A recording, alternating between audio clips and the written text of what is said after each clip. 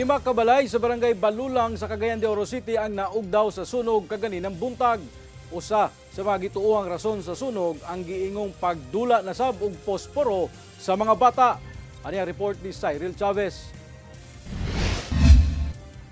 Kalit misilaob ang mga panimalay sa sitio Karinugan, barangay Balulang, Cagayan de Oro City.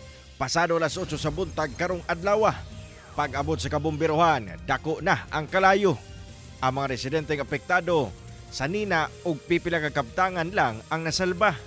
Saysay sa mga residente, nagsugod ang sunog sa balay nga adunay 2 ka bata lang nga nabilin. Ang mga bata rin nato sa pikas balay din kay naay 2 ka bata bitaw dato asa to nagsugod ang kuan gyud nagdula-dula siguro sila og kuan kay kanang pagpanggawas man nila kay nakadala man sila dai og kanang bitong pitchil bitaw kay naghinahi sila din nagiya-iya ra kuan wala gyud sila nagtawag nga nagkuan kay ilan abin nilag maapas nila ba. Gani ang amahan sa 2 ka bata nga gikan pa sa trabaho, abo na lang ang naabtan sa iyang balay.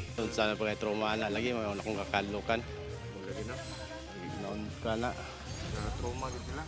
Wala kay ga storya. Awli man noon, kalman bro.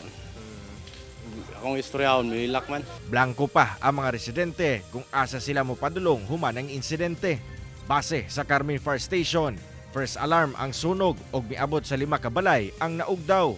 Upat ni ini ang totally damaged, samtang 2 ang partially damaged.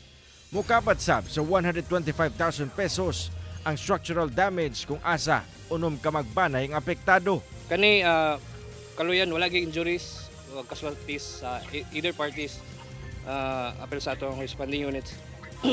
O nasa mga 5 ka fire trucks ang atong nagrespondihan. Padayon ang investigasyon karon sa kabumbiruhan sa tinubdan sa sunog. Apan usa sa ilang subayon ang giingong pagdula sa mga bata og posporo. Kusog gid kay ang hangin gyapon diri kay medyo open area man gud. Dayon composed of light materials gid ang mga panimalay. Unang dali gid kay sila mo ulbo. Kauban si Jaybert Pairat, Cyril Chavez, 1 Mindanao.